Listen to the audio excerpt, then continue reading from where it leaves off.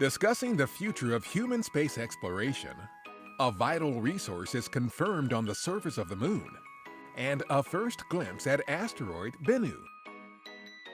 A few of the stories to tell you about this week at NASA. Vice President Mike Pence and our Administrator Jen Bridenstine visited the Johnson Space Center in Houston on August 23rd to discuss the future of human space exploration and the agency's plans to return to the Moon as a forerunner to future human missions to Mars. We're on the cusp of a new golden age of exploration. I believe it with all my heart. And we've got the courageous astronauts that are ready to lead us there again. Men and women of the Johnson Space Center, it's not a question of if, it's just a question of when. I'm going to make you a promise. Soon and very soon, American astronauts will return to space on American rockets launched from American soil. The Vice President and the Administrator's visit included a stop at the laboratory which houses lunar surface samples collected during the Apollo moon missions. They also visited the nearby Neutral Buoyancy Laboratory where astronauts trained for spacewalks.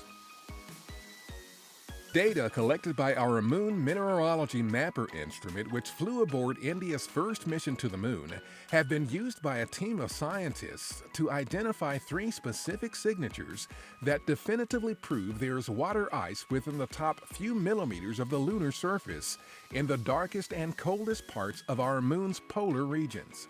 Water on the lunar surface would possibly be accessible to future explorers and could be potentially easier to access than the water previously detected beneath the Moon's surface.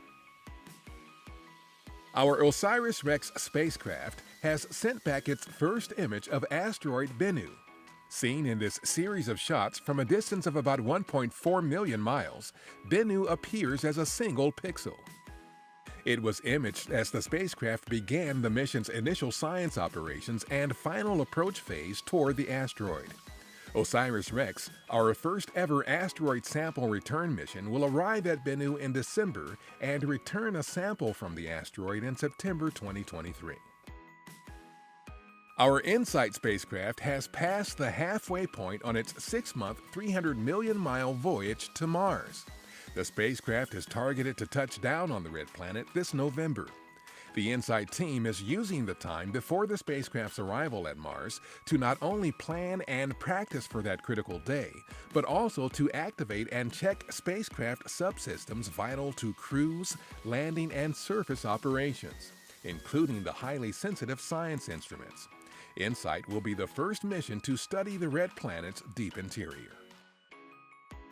On August 22nd, cameras aboard the International Space Station captured views of Hurricane Lane churning in the Pacific Ocean south of the Hawaiian Islands. At the time the footage was captured, the storm was a major hurricane packing winds of 155 miles per hour and was moving on a track toward the Hawaiian Islands. That's what's up this week at NASA. For more on these and other stories, follow us on the web at nasa.gov/twan.